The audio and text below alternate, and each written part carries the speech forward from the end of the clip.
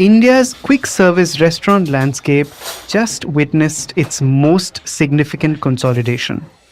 Devyani International and Sapphire Foods have approved a merger that will create one of India's largest QSR operators with over 3,000 stores. The deal brings KFC and Pizza Hut operations under a single franchisee. The combined entity will have a consolidated revenue exceeding 7,800 crore rupees, positioning it as a formidable competitor to Jubilant FoodWorks Domino's empire. The upside is high, the synergy is deep, and the deal structure complex. But more on that later. Meanwhile, India's QSR market is fragmenting rapidly, with regional players and artisanal chains challenging established brands. So, can this mega consolidation deliver the agility needed to compete in an increasingly brand-agnostic consumer landscape? In this episode, we explore the opportunities and operational challenges around the Devyani Sapphire merger. It's Tuesday, the 13th of Jan. I'm Anirban Chowdhury. This is the Morning Brief.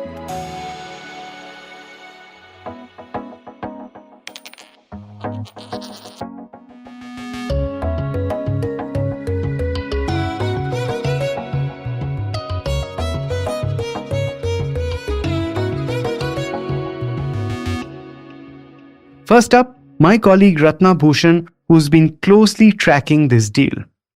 Hi Ratna, very warm welcome to the Morning Brief. Always good to have you on either side of the mic. Hi Anirban, always good to be with you. You give me so much comfort level, so great talking to you again. Pleasure always, Ratna. Okay, now we are talking about the merger of Devyani and Sapphire, and together I think they would create India's largest listed QSR platform by store count. Is that right? Absolutely, Anirban. That's absolutely right. That would happen. And the combined entity will operate around 3,000 plus restaurants and a consolidated revenue of more than 7,800 crore rupees. It's bigger than Jubilant and it's obviously bigger than McDonald's, which are the two large Western style QSR chains in the country. There are a lot of synergies and there are a lot of, back-end consolidation which will be unlocked. That's what I've been speaking to various analysts and analyst reports that have been coming in since the announcement on 1st of January. Okay. So Ratna, tell me about the deal structure, how it was negotiated, the valuation, and of course, how did they come to terms or how are they working around the Yum brands overlap? Okay, so Anirban, the deal has been very complex. It took like 6 months in the making and it involves three very large entities. There's Devyani International, which is owned by PepsiCo bottler RJ Corp. There's Sapphire Foods and there's Yum Brands, which is one of the world's largest restaurant chains within a presence in 155 countries. The combined entity will operate more than 3,000 stores and a consolidated revenue of more than 7,800 crore rupees. It will be done through a share swap transaction where Devyani will issue 177 shares for every 100 shares of Sapphire Foods. And the deal also involves Devyani making a one-time payment of around 320 crore rupees for the merger. And of course, another complexity is that the deal involves Sapphire Foods promoter, which is Sapphire Foods Mauritius Limited, selling its 18.5% equity stake in Sapphire to Devyani through a group company. Wow. So the deal is pretty complex, as we can see. Tell me about the cost synergies. You alluded to it in your sort of first answer, but give me details and what strengths do these two entities bring to the table? Right.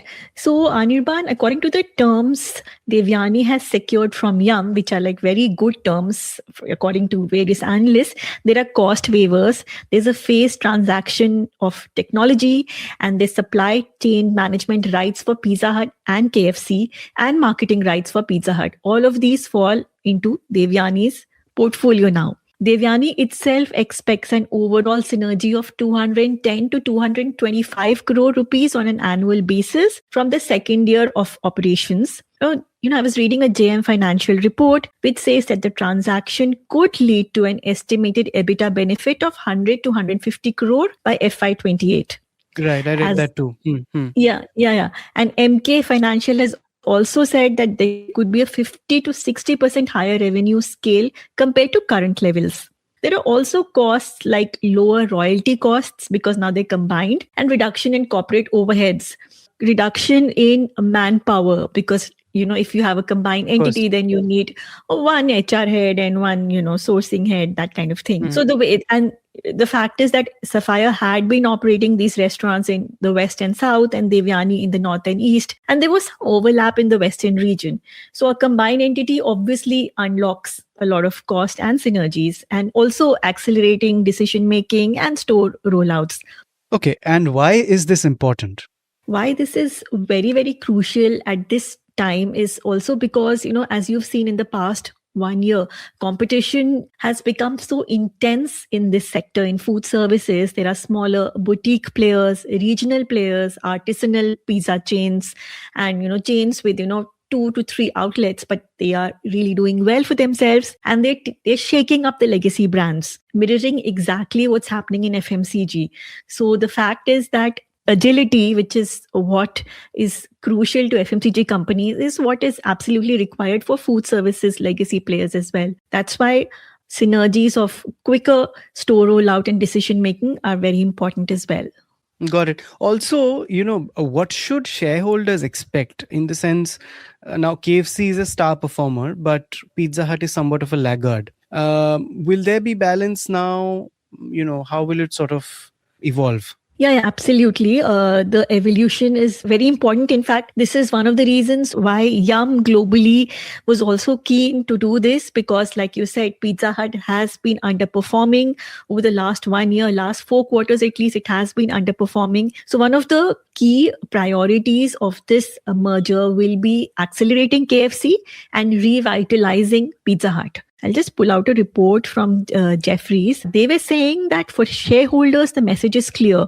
Wait 12 to 15 months, post which the benefits should start to show up as a unified QSR powerhouse with cost synergies, which could also lead to, very importantly, pricing power across cuisines. Because if you're unlocking cost synergies, you're saving costs, then you can, give better pricing, lower pricing, and bring in more consumers, and also fight with the regional or smaller brands. Okay.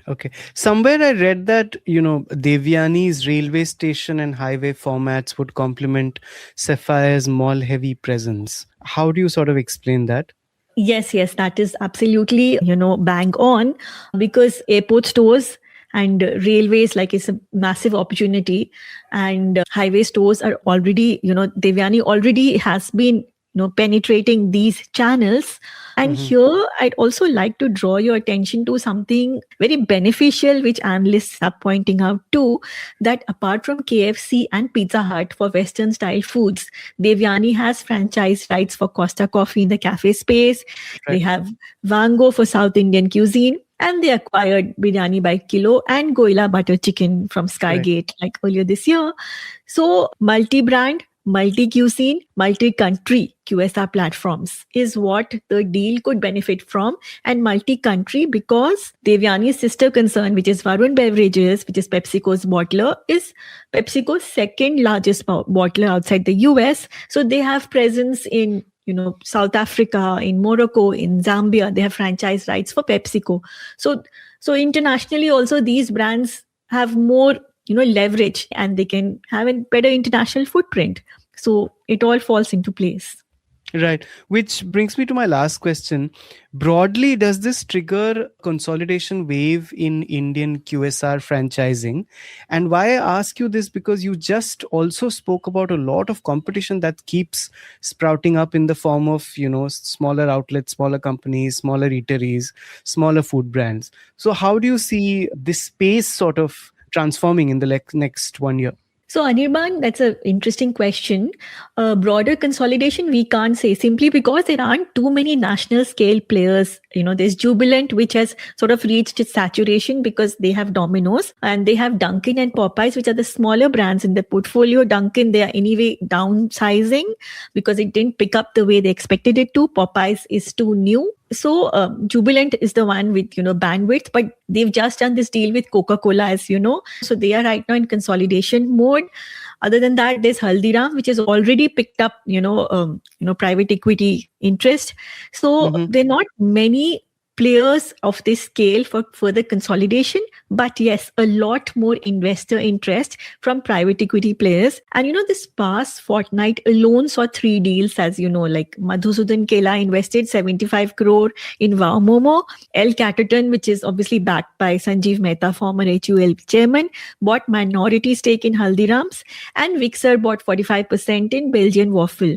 So the organized food services space itself is seeing a lot more investor interest. I'm not sure about consolidation simply because I cannot think of a large player who has the bandwidth right now to buy out, smaller brands. Thank you so much, Ratna, for joining us. Pleasure as always. But how does this massive size help? Will the combined entity be a price maker or price taker? Here's Ankur Bisen, management consultant, author, and senior partner at the Knowledge Company. They set the price. Today in India, between Domino's, which is the largest and before this merger, and now Devyani and Sapphire, nobody in India can make burgers and pizzas cheaper than these two players. So they already have the pricing power. Now you're talking about pricing power plus plus. That's the way to think about this merger. Okay. They already have in India a category creator status. They already have the pricing power. They are the largest, and yet the merger. So I think that's the way to think about this merger. What do you think is the biggest operational risk? See, the challenge that I may see is how do you unlock the growth story beyond the top 10, 15 cities? How do you create deeper penetration in India to take the QSR story forward? That's the challenge. And it's more a strategic question. They may have discussed it in the merger's details, how many stores are we looking at? What is the growth plan that we are looking at? Where will we open these stores? What will we sell? So probably that may play out as per their hypothesis, that may not play out. So that's more of a challenge that I see rather than probably an operation challenge in the strictest sense of the word. Got it. But if you look at a little more micro, for example, there are cities where both these companies operate competing KFC outlets, which are sort of 2 kilometers apart sometimes. What kind of rationalization do you see ahead? It's better to get a distributed demand into two outlets rather than to close one and let that demand disappear or go into some other outlet. Okay. I mean, once you get into that kind of a scale, it's better to have two suboptimal outlets getting that demand rather than to letting go of that demand. Because demand creation, demand generation is a key question now going forward, as I've said. Now, tell me, when you talk about demand, we are in an era where we are seeing Gen Zs who are increasingly becoming brand agnostic and brand loyalty is sort of dying. Does this mega franchise model actually work? Yeah, Concern is absolutely right. And it's not only in the QSR space. It's a proven sort of a thing for all businesses. As they become big, you always are vulnerable on the edges. Okay, there are opportunities that fall between the cracks that may not appeal to you, that may look as a niche, as a small trend and not worthy of pursuing. And that's where sort of disruptors come about, take charge, launch new concepts, and then, disrupt the market. We have seen that in colas, we have seen that in snacks, we have seen that in clothes, and the same thing will apply to QSR food services industry. So as you become big, you are chasing scale. Your template to view an opportunity is to look at how big can you become. And in that, you may be blindsided by the opportunity of these shifting trends. India is still a very heterogeneous market, not as homogeneous as it thinks. So definitely the challenge will lie in sort of making sense of this market. While you're creating an umbrella of an entity, how do you pursue these micro trends? And within that trends, how do you respond to those micro trends, both brownfield expansion or greenfield expansion? And I think that's a key question. But yeah, you're right. I mean, this is a vulnerability that needs to be taken care of. Got it. And finally, Ankur, do you see more consolidation ahead? Although there are not too many mega players in this market, but what about the mid-sized QSR operators? Do you see them not surviving? See, whatever had to be consolidated at a mass level is already under two players, right? Now what we are left with, as you rightly said, are small players, regional players and mid-sized players.